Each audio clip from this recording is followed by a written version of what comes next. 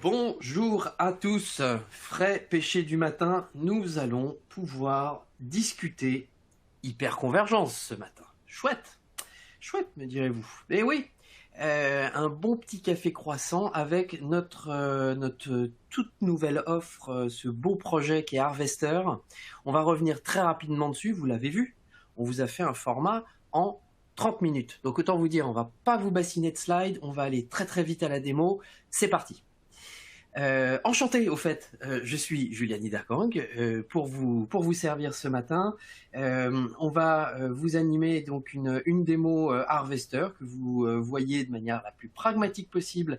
Comment est-ce que cette technologie pourrait vous être utile et dans quelles conditions. Quelques limites, des définitions d'architecture, le tout en une demi-heure. C'est parti, ce matin, vous savez quoi? On va pas attendre les retardataires, j'en suis désolé.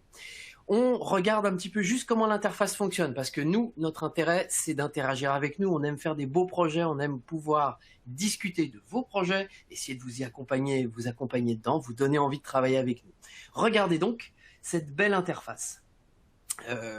C'est la dernière fois qu'on l'utilise, c'est promis. C'est promis. Donc, cette belle interface On24, adieu On24, bon, qui a fait le job quand même, qui a fait un petit peu le job. Alors, qu'est-ce que l'on a dedans? Vous avez un lecteur multimédia, vous pouvez poser vos questions et je vous encourage à nous passer un petit bonjour dans le chat, comme ça on est sûr que vous avez bien trouvé le chemin pour poser vos questions. Ça nous fait plaisir en plus de vous voir vif et actif derrière votre clavier et mulot.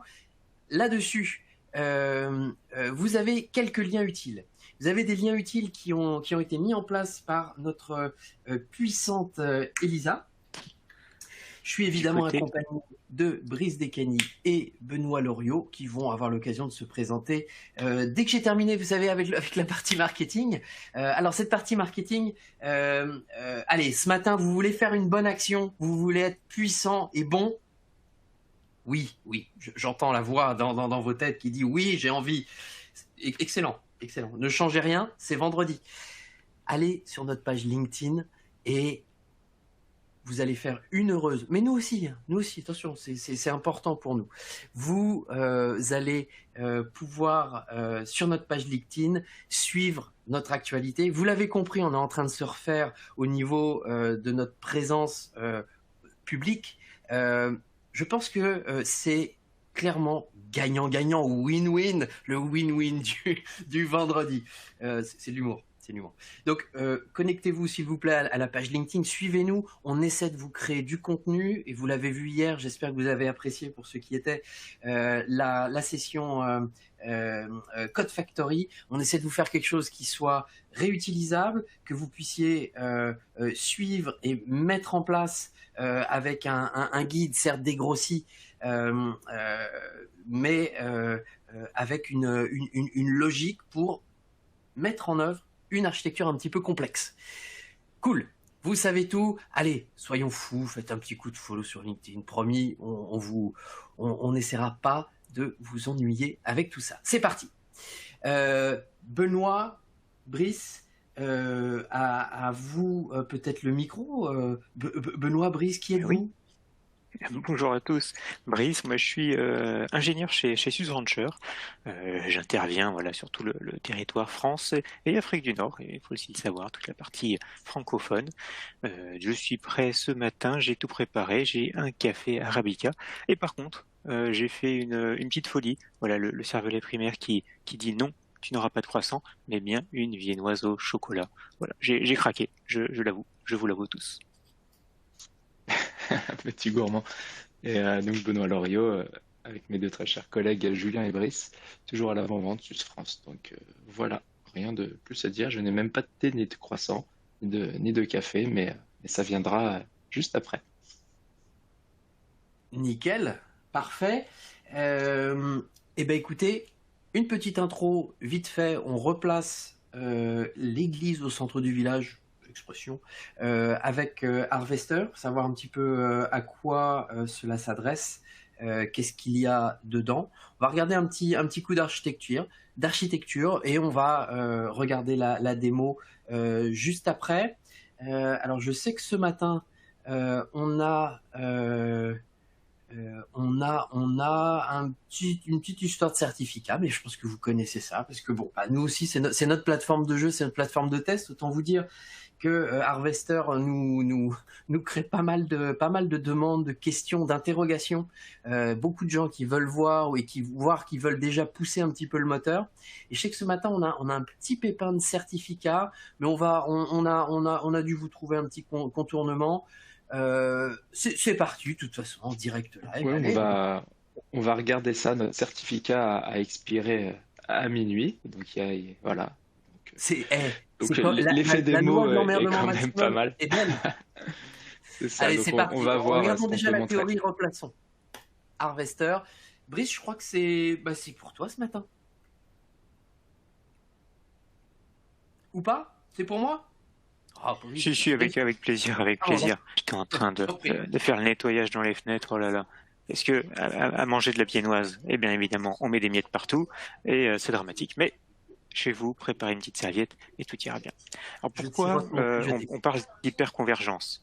On parle d'hyperconvergence et c'est intéressant parce que le but, c'est quand même de faire une couche d'abstraction et de pouvoir un peu repousser toutes ces activités qu'on a à gérer du matériel, gérer de la salle machine, et s'approcher de plus en plus à ce qu'on disait. Alors parfois on appelle ça le cloud. Moi je préfère dire vraiment la partie as a service, cette consommation qu'on fait via des API pour l'automatisation. Et l'hyperconvergence, eh bien, ça va être cette idée de rapporter et d'utiliser au même d'un simple matériel la puissance CPU, puissance RAM, réseau et disque, et ne pas avoir à exporter toutes ces informations et tous ces types de ressources. Harvester donc rentre dans cette stack de l'hyperconvergence, mais surtout le but et la volonté d'Harvester, c'est d'être une stack 100% open source, ce qui n'est pas le cas d'autres stacks assez connus. Donc ça, c'est un premier point. On veut de l'open source parce que chez SUSE Rancher, on croit en l'open source. Ça fait depuis 92 qu'on est dedans, donc ce modèle, on le connaît et on sait qu'il marche. Peu importe ce qu'on peut dire parfois dans la presse, on sait qu'il marche et on sait qu'on veut le promouvoir. Et on a voulu aussi avoir une appliance ou un mode appliance, c'est-à-dire vraiment faciliter l'utilisation, que ce soit faire une simple galette, un ISO et pousser et installer cette appliance, soit évidemment faire ça à distance et de façon automatisée. Du PXE, du HTTP boot, parce que quand on va parler du data center, évidemment, on peut aller voir la machine, mettre une petite clé USB ou quelque chose comme ça, mais quand on parle de Edge, de centaines, de milliers de devices à déployer, ou envoyer une machine toute prête dans un de vos magasins, une usine, vous n'aurez pas quelqu'un forcément qui sait comment ça marche. Donc il faut qu'on puisse le piloter à distance, on puisse l'automatiser, on puisse le préparer. Un des points importants aussi, c'est le point qui est en bas à gauche. Je vous parlais d'open source, on parle de nouveaux produits. Certes nouveaux produits, mais il faut se baser quand même sur des choses qui sont solides, des technologies dans lesquelles on croit et qu'on a déjà éprouvé. Et vous le voyez, on vous donne déjà une petite aperçu. Au sein d'Harvester, vous allez retrouver des technos qui sont solides et qui sont déjà bien avancés. C'est-à-dire que même si Harvester, on a commencé à le publier, à pousser, à développer dessus aux alentours de juillet 2020, donc ça fait même pas 2 ans, on a réussi à aller très vite parce qu'on avait des technologies matures. Ces technologies, c'est Kubernetes, on ne la présente plus, orchestration de conteneurs publiée il y a quelques années par Google qui maintenant fait consensus sur le marché et a un peu effacé les autres technologies de conteneurs. KVM, alors KVM, j'ai pas la date en tête, mais c'est aussi vieux que Linux, tout ce qui est machine virtuelle gérée par Linux.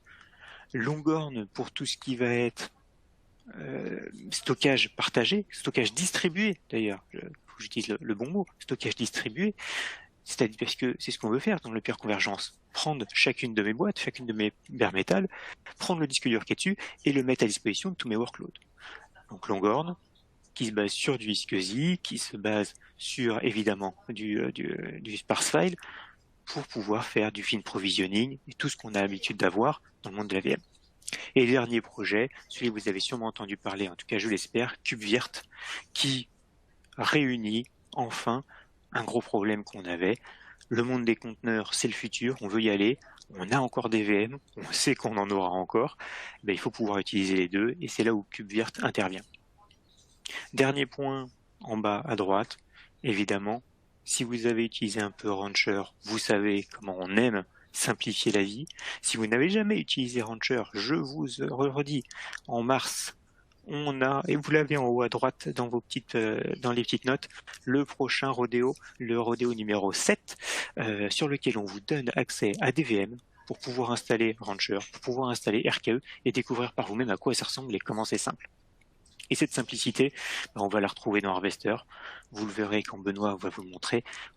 On a exactement la même interface, on a exactement la même fluidité, on a exactement la même chose sous la main pour avoir tout ça prêt et vraiment dispo et sans avoir besoin de connaissance de toutes ces nouvelles technologies. Parce que c'est vrai que quand on parle VM, on se dit ah oui, c'est les technos que je connais, c'est les technos sur lesquels je suis confiant.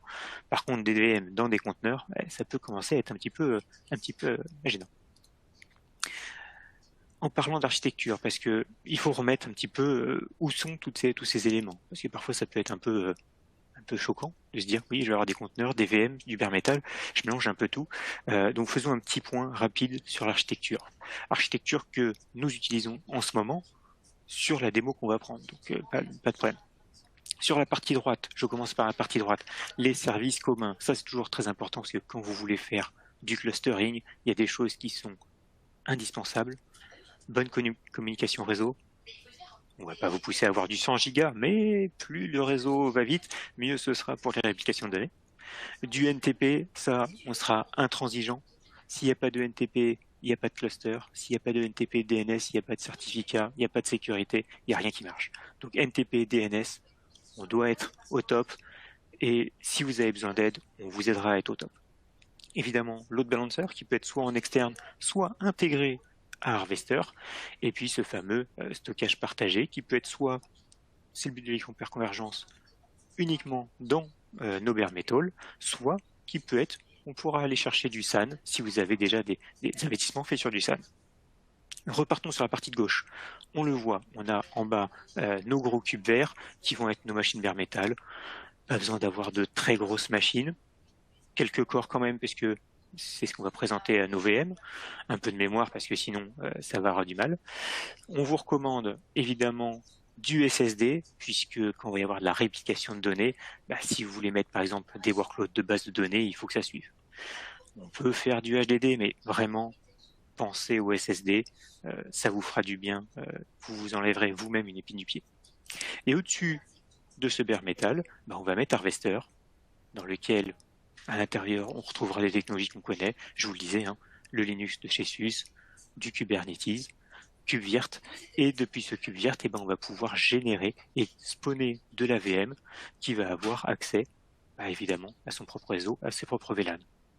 Allez, dernier petit point, on vous l'a dit, on vient de lancer Harvester, c'est tout nouveau, tout beau, on est en 1.0, la 1.1 arrive dans pas longtemps, et si on pouvait lui donner un petit mauvais point quand même à Harvester, c'est qu'aujourd'hui, niveau réseau, on est un peu léger, on fait que du VLAN, mais comme côté Kubernetes, RKE2, on a Cilium qui est déjà embarqué, on compte sur le fait que cette partie réseau s'améliore de façon drastique, je vais dire. Donc voilà, un petit passage, hop, on a déjà passé un quart d'heure ensemble sur la partie théorique, comme ça on remet à quoi ça ressemble, à quoi ça sert, et puis le but de ce café croissant, c'est quand même de voir à quoi ça ressemble et comment ça marche. Et est-ce que ça marche ? Grande question avec tous ces certificats. Équipe terrain, pouvez-vous me faire un signe ? Oui, je suis là. Je vais partager mon écran. Allons-y. Peut-être cet écran-là ira bien. Alors normalement hier, pour notre puissante audience, normalement, lors du partage de l'écran, vous allez avoir automatiquement le passage en mode plein écran pour que vous voyez bien ce que l'on va pouvoir réaliser. Benoît, à toi de jouer. Ouais, n'hésitez pas à dire dans le chat si vous voyez bien une interface Rancher. Si c'est bon pour vous, si c'est pas bon pour vous et que c'est vignetté en haut à droite, il y a une petite flèche pour le mettre en grand. Ok, parfait. Je vois que ça a l'air de passer. Super. Alors, bah, j'en profite pour répondre à une question à la volée. Question d'Harvester en prod. Oui, en fait, même depuis la bêta 0.3, on a déjà des gros clients, notamment dans le domaine de l'automobile allemand, qui sont partis en prod avec Harvester. Donc voilà, ils ont tellement cru que en fait, ils sont partis en prod depuis la bêta, donc ce qui nous a permis d'avoir beaucoup de retours aussi sur les choses à améliorer et de forger un peu une roadmap qui va dans le sens de ce que veulent nos clients. Donc ça, c'était pas mal. Des outils de sizing du stockage. Alors le stockage, en fait, c'est le stockage qui est inclus dans les nœuds. Donc vous allez mettre des SSD sur tous les nœuds que vous avez. Par exemple, dans l'interface Harvester. Ça, c'est le dashboard euh, voilà, que vous avez quand vous arrivez sur Harvester. Et donc sur mes hosts, je vais avoir un certain nombre d'informations. Et en fait, on voit que j'ai du CPU, j'ai de la mémoire et j'ai du stockage qui est sur mes nœuds. Et donc en fait, le sizing, c'est ce que je mets dans mes nœuds. Donc après, par défaut, on a 3 réplicas. C'est-à-dire que quand je vais écrire un volume sur le nœud 2, par exemple, il va être répliqué sur 2 autres nœuds, potentiellement le 6 et le 7, par exemple, hein. Donc c'est sûrement ce qui s'est passé ici, par exemple, puisqu'on voit qu'il y a le même espace occupé sur les 3 nœuds. Donc après, voilà, s'il y a plus de précision sur cette question-là du sizing, n'hésitez pas, on essaiera d'y répondre. Oui, Benoît, juste sur le sizing, donc on est dans un système de stockage distribué, comme tu l'as dit, où on allait avoir plusieurs fois la donnée qui était répliquée dans le cluster. Évidemment, on va pouvoir jouer sur le nombre de réplicas, et pour l'instant, on joue que sur les nombres de réplicas. Maintenant, de manière plus large sur le stockage, la version qui vient va vous permettre de connecter du stockage externe pour la consommation de vos machines virtuelles directement par Harvester. Donc que les volumes et les disques durs virtuels de vos machines virtuelles soient portés par un stockage externe. Ça, c'est en train d'arriver pour la 1.1. Ouais, c'est en roadmap, c'est quelque chose qu'on nous a demandé, parce que même si on veut faire de l'hyperconvergence, il y a des gens qui ont quand même des gros bêtes disques et qui voudraient quand même les utiliser. Donc on va regarder pour pouvoir connecter tout ça. Alors, on a dit premier pas. Premier pas, première chose qu'on voit, c'est le dashboard quand on arrive dans Harvester. Donc Harvester, on peut s'y connecter directement. Il y a une interface utilisateur qui est disponible. Une VIP est créée à l'installation. Sinon, en fait, on peut l'ajouter dans Rancher, là, dans le nouveau Rancher, là, à partir de 6.3, on a Virtualization Management. Et donc là, j'ai importé mon cluster Harvester et donc je peux voir qu'il y a 4 machines, je peux le manager et puis en fait en cliquant ici, j'arrive dans l'interface que vous voyez là. Donc c'est tout unifié, vous n'êtes pas perdu et l'intérêt d'ajouter Harvester dans Rancher, de l'importer, c'est qu'on bénéficie de la partie airbag, donc on va pouvoir centraliser l'authentification de Rancher et celle d'Harvester et donc gérer avec les mêmes utilisateurs, le même provider d'authentification, mes clusters Kubernetes et mes machines virtuelles. Deuxième chose, donc on a un résumé du nombre de hosts, de virtual machines, de réseaux, de volume, etc. On a une capacité globale de notre cluster et on a, alors, je vais prendre un peu d'avance sur la partie Day2, mais on a toute une partie graph qui est automatiquement intégrée avec des graphes côté cluster. Donc on voit voilà, les I/O, le disque, mémoire load, etc. Et on a aussi des graphes côté VM. Donc là, voilà, je pense que là c'est mon certificat là qui pose un peu des problèmes. Là, normalement, j'ai pas de souci avec ça d'habitude. Mais globalement, on a exactement la même chose pour les VM. Donc, je m'excuse pour le certificat. En fait, il a expiré cette nuit. Ce qui n'est pas pratique. Donc, on va régler ça. Le prochain café croissant qu'on fait, on vous montrera plus en détail les graphes. Deuxième chose, donc là, on a une vue des hosts, bien sûr. Après, si on ajoute des disques dans les hosts, on va pouvoir éditer leur config. On va pouvoir automatiquement prendre en compte les nouveaux disques. On peut bien sûr avoir un mode maintenance, un mode cordon. Le mode cordon, c'est-à-dire mets un cordon autour de mon host et puis ne schedule plus de machine virtuelle dessus. Et on le rappelle, en fait, tout ça, c'est derrière du Kubernetes avec le projet KubeVirt. Et donc, en fait, chaque machine virtuelle qui va tourner sur mon host et en fait tourne dans un pod. Ce qui nous donne tous les avantages de Kubernetes. C'est-à-dire que on peut automatiquement scheduler sur tel ou tel host, on peut définir des labels, on peut définir de l'anti-affinité, ce genre de choses. Et donc mes machines virtuelles, après, côté machine virtuelle ici, on va retrouver tout ce que vous avez l'habitude de faire d'habitude, donc arrêter, mettre en pause, redémarrer, etc. Migration à chaud, ajouter des volumes, voilà, faire un template à partir de la machine virtuelle, la cloner, etc., etc. Là, rien d'exceptionnellement original. On a une partie backup qui est directement intégrée. Donc là, par exemple, je peux choisir de faire un backup de ma machine virtuelle. Je peux le créer. Et en fait, les backups, j'ai une section backup ici qui contient les backups de ma machine virtuelle qui sont faits. Donc, si je vais aller voir la config, là, par exemple, voilà, j'ai fait un backup vers un bucket S3. Voilà, qui est dans mon infra AWS, mais on peut aussi faire du backup vers NFS. Et donc mes backups, je peux bien sûr les restaurer, ça paraît logique. Et donc en fait, je peux restaurer vers directement la machine virtuelle qui est en train de tourner ou vers une nouvelle machine virtuelle et donc créer une nouvelle machine virtuelle à partir de ce backup-là. Donc là voilà, après quand on choisit de quel backup et le nom de la machine virtuelle. Démo. Donc là, on voit que dans mes machines virtuelles, il est en train de créer une machine virtuelle à partir de mon backup. Dans l'interface aussi, vous retrouvez bien sûr l'adresse IP, les informations CPU, RAM sur quel nœud ça tourne, et on a accès à une console pour aller voir ce qui se passe sur ma machine. Ouf, là, mon certificat ne me gêne pas, je suis rassuré. Donc voilà. Les machines virtuelles, bien sûr, on va les créer. Donc, si on fait une création, on va avoir la possibilité d'en créer une ou plusieurs avec un petit nom. Lui un petit nom comme ça.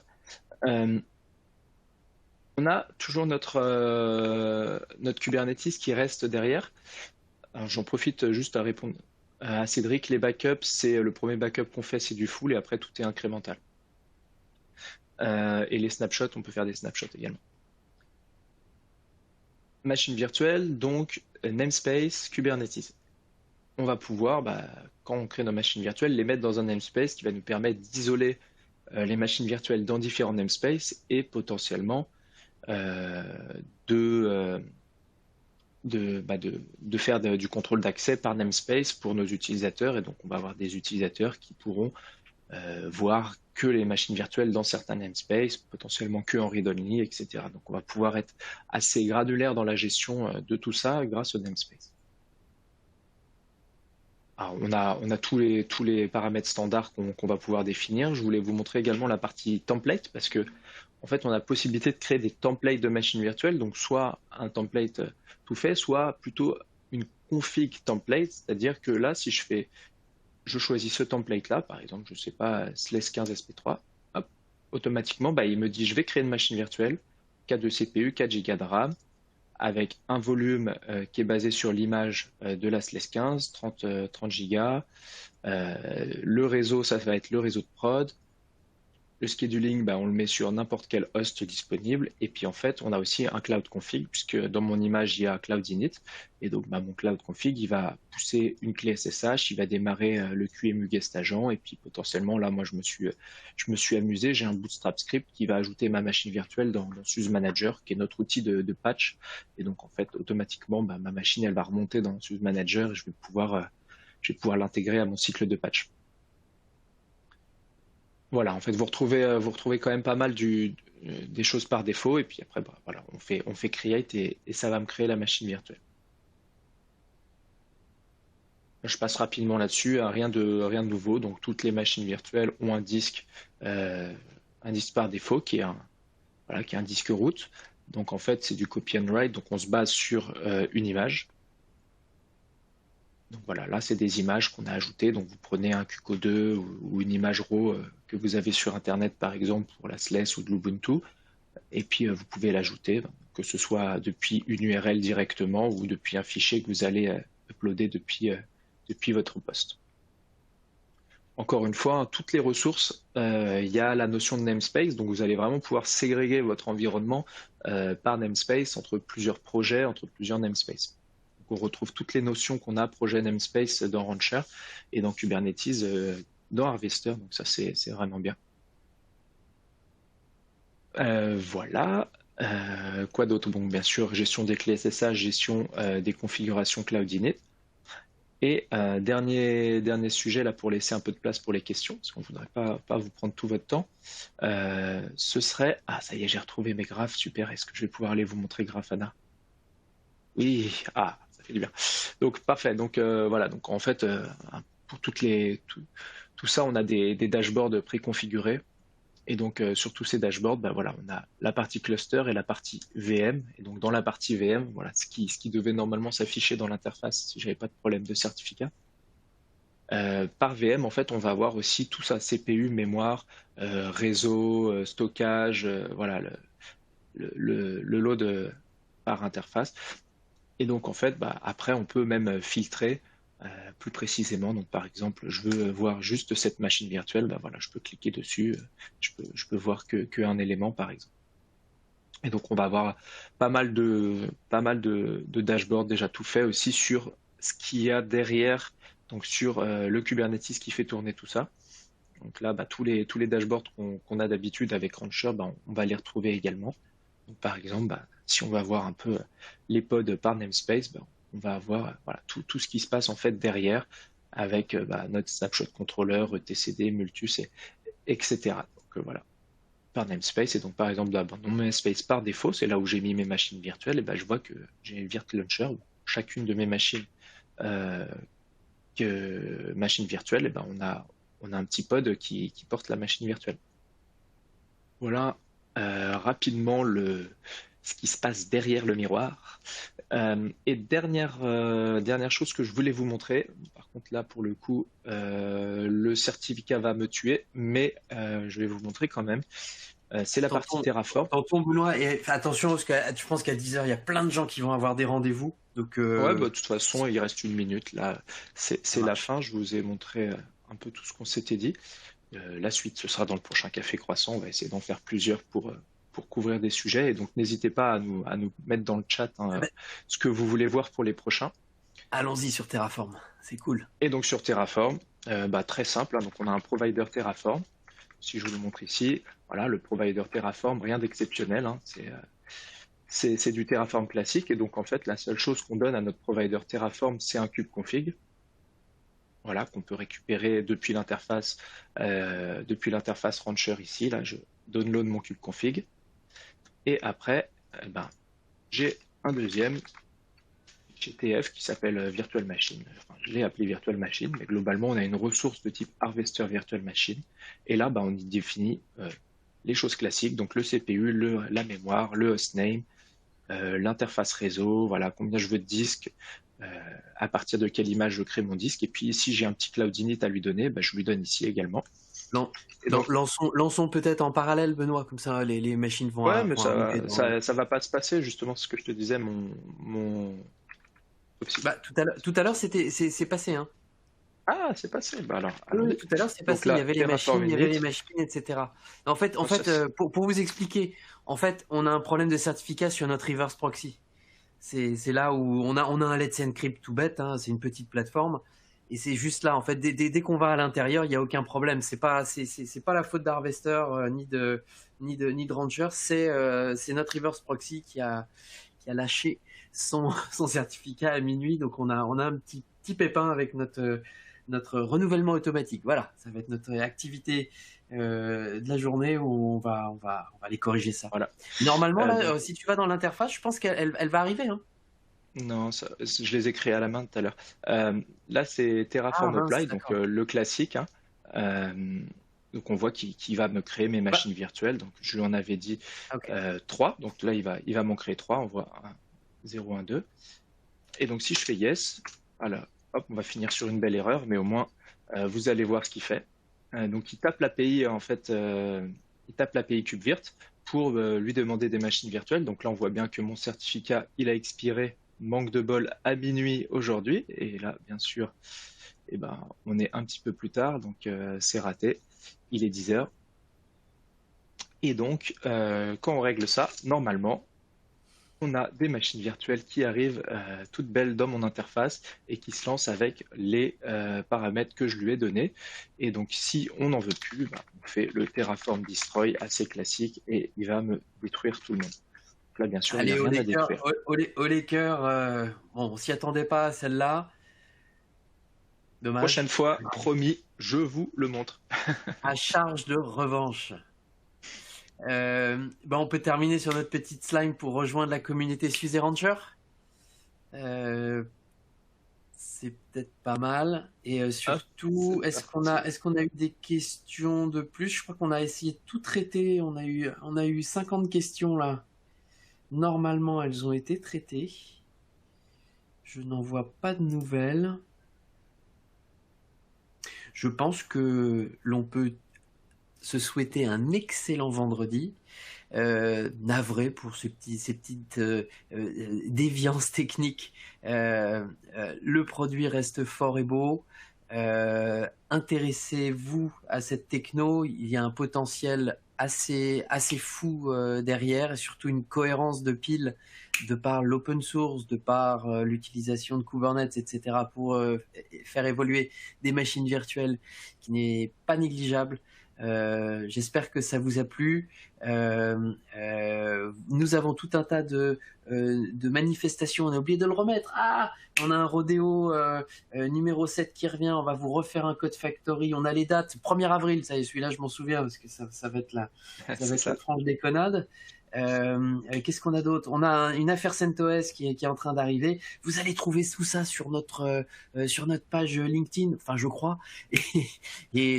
Suivez-nous. Vous ferez une heureuse du côté de notre pilier marketing. C'est un pilier parce que elle fait un boulot terrible, extra, génial pour justement organiser, vous relancer, vous donner envie de vous connecter. Je pense qu'elle mérite. Donc, merci à tous. 10h02, j'espère que c'était cool. Je me permets de terminer là-dessus. Benoît, Brice, vous aviez éventuellement un dernier petit point? Pour moi, le mot de la fin, ce serait bonne journée également. Et puis, mettez-nous dans le chat, là, juste avant de partir, pour ceux qui n'avaient rien à 10h et qui nous ont quittés directement à 10h, ce que vous voulez voir pour les prochaines sessions, parce que je pense qu'on va se refaire des petits 30 minutes comme ça pour vous parler d'un petit sujet tech et pour faire des démos. 30 minutes, ça paraît bien. Vous prenez votre café, votre croissant en même temps, et puis comme ça, vous commencez votre journée avec des connaissances en plus. Et vous êtes top, merci pour vos retours. N'hésitez pas à nous dire ce que vous pensez qui pourrait être fait en mieux. On ne se braque jamais. On va vers l'avant, vers le mieux. Donc si vous avez des remarques, n'hésitez pas, on le prendra pas mal. Merci beaucoup, une excellente journée à tous. À très vite. Merci, bonne journée et bon week-end.